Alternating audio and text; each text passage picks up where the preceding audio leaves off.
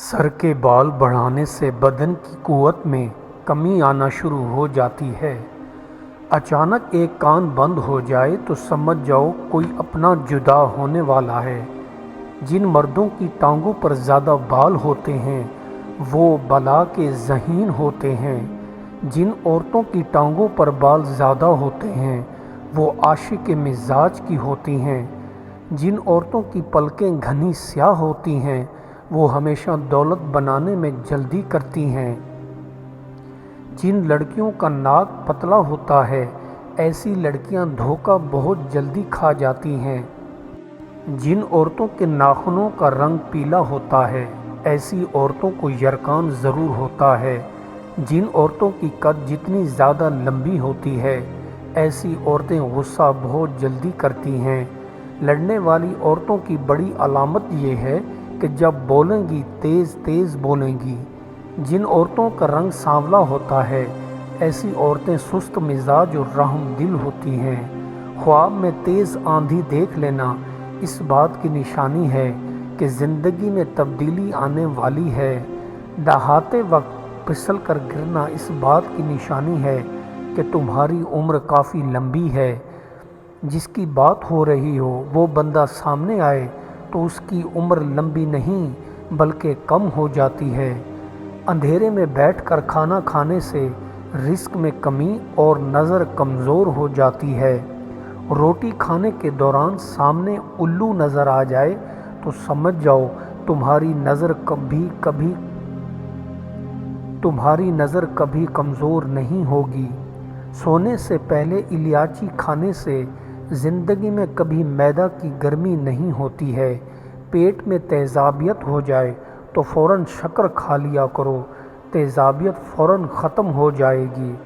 شکر اور شہد ملا کر کھانے سے چربی بڑھنا کم ہو جاتی ہے، بندہ دبلا ہو جاتا ہے۔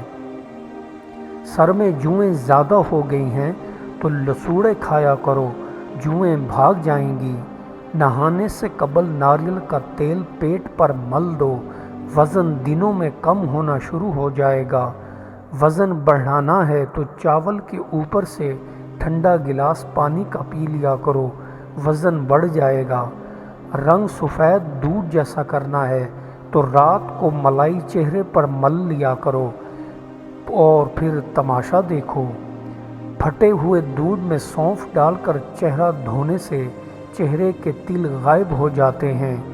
بھینگا پن ہے تو صبح نہار منہ آسمان کی طرف روز دیکھا کرو، بھینگا پن ختم ہو جائے گا۔ آواز بدصورت ہے تو سوتے وقت ملٹھی کھایا کرو، آواز سریلی بن جائے گی۔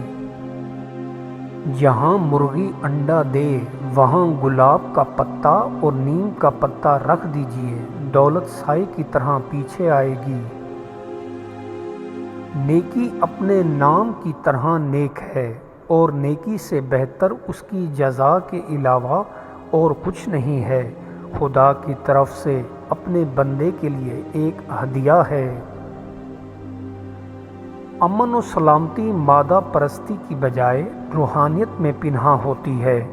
انسان اپنے بھائیوں پر اپنے دروازے بند نہیں کر سکتا۔ مہمانوں کے سامنے زیادہ خرچ کرنے سے گریز کرو، یہ اسراف میں شمار ہوتا ہے۔ زیادہ تکلف بھی عزت میں کمی کا باعث بنتا ہے۔ توحید خدا کو جاننے کا نام ہے اور انتہائی توحید یہ ہے کہ جس حد تک بھی توحید کا علم ہو اس کو یہی تصور کرے کہ توحید اس سے بھی بالا تر ہے۔ جو اللہ والا ہے اس کے لیے یہ قطعاً مناسب نہیں کہ وہ مخلوق خدا کے پیچھے بھاگے، بلکہ اس کے لیے اللہ ہی کافی ہے۔ بندہ صادق دن میں 40 حالتیں تبدیل کرتا ہے لیکن ریاکار 40 برس بھی ایک ہی حالت پر قائم رہتا ہے۔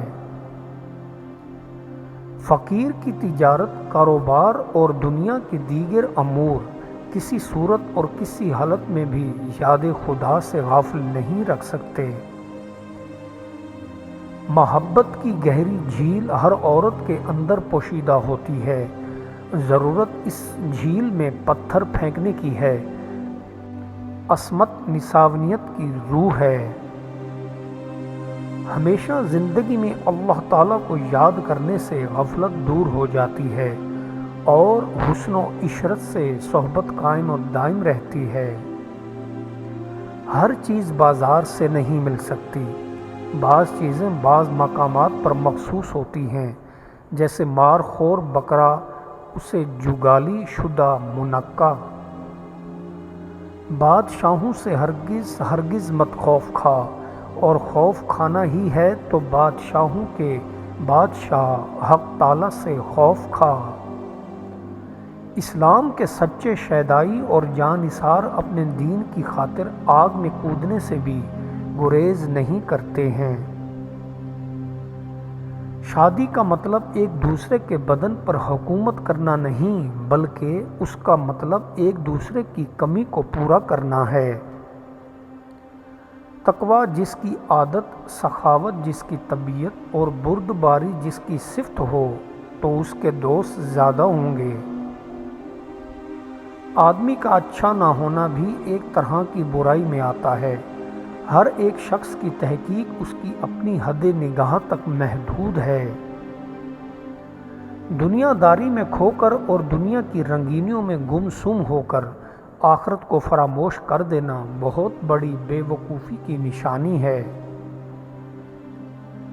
انسان کا کردار ایک ایسا ہیرا ہوتا ہے جو ہر پتھر کو چیر پھاڑ ڈالتا ہے، لیکن خود کو کوئی نقصان نہیں پہنچنے دیتا۔ جو عورت آٹا گوندتے ہوئے بسم اللہ پڑھتی ہے اور سر پر دوپٹہ کرتی ہے، اس کے گھر میں دولت بھاگ کر آئے گی۔ جس بندے نے اپنی آمدنی کو اپنے اوپر خرچ نہ کیا، گویا اس نے اپنی آمدنی کو دوسرے کے لیے ذخیرہ کیا۔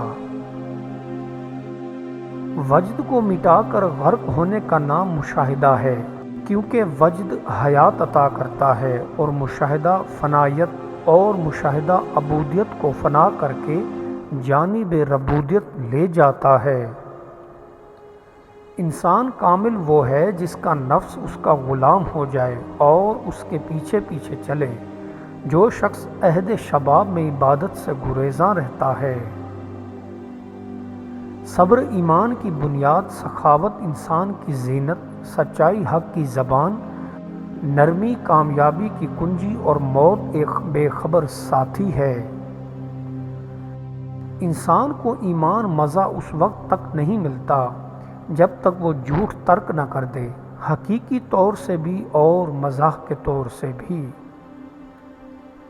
جو سود لیتا ہے اور سود کھاتا ہے وہ سب سے زیادہ ذلیل بندہ ہے۔ اس انسان کو دولت کوئی فائدہ نہیں دیتی، وہ ساری زندگی لالچ میں گھرا رہتا ہے۔ خدا تمہیں اولاد سے نوازے تو سب سے پہلی اس کی اچھی تربیت پر دھیان دو اور اسے اچھے کاموں میں لگاؤ۔ خواہش پرستی جہالت کے گڑھے میں جا گرتی ہے۔ آدمی اگر عاجز ہو اور نیک کام کرتا ہو تو اس سے اچھا ہے کہ قوت رکھے اور برے کام نہ چھوڑے۔ کوئی انسان اچھا ہے یا برا، یہ معلوم کرنے کا ایک طریقہ یہ بھی ہے کہ رشتہ داروں کے بارے میں اس کے الفاظ اور اعمال کا جائزہ لیا جائے۔ لوگوں کو اپنے قریب لانے کا طریقہ یہ ہے کہ ان کے ساتھ محبت اور نرمی کا سلوک برتا جائے۔ سختی سے کوئی بھی تمہارے قریب نہیں آئے گا۔ شفقت مسلمان کا ساتھی رہی اور اسے بہترین احوال تک لے گئی، جبکہ غفلت فاسق و فاجر کے ساتھ رہی، اسے بدترین حالات میں لے گئی۔ انشاءاللہ کہنا انسان کو ایک بوجھ سے فارغ کر دیتا ہے۔ نیک لوگوں کے پاس بیٹھنے سے دل درست ہو جاتا ہے، جبکہ فسادیوں کے پاس بیٹھنے سے دل میں بگاڑ پیدا ہوتا ہے۔ بہترین زہد یہ ہے کہ انسان اپنے کیے ہوئے وعدے پر قائم رہے، اور بہترین امانت اپنے کیے ہوئے وعدے کو پورا کرنا ہے۔ مومن اپنے نفس کا امین اور اپنی خواہشوں اور حواس پر غالب ہے۔ مومن کبھی دنیا سے لو نہیں لگاتا، وہ صرف آخرت کی فکر میں زندگی گزار دیتا ہے۔ دولت بیوی کے اندر ہے، بیوی کے ہاتھ کی چھوٹی انگلی منہ میں لے لو، دولت سے مالا مال ہو جاؤ گے۔ جنت صبر اور ناگواریوں میں گھری ہوئی ہے، لہٰذا جو بندہ دنیا میں ناگوار چیزوں پر صبر کرے گا وہ جنت کو پا لے گا۔ جو انسان والدین کی نافرمانی کرتا ہے وہ اپنی روزی کو کم کر دیتا ہے، افلاس اور بھوک اس کے مقدر میں لکھ دی جاتی ہے۔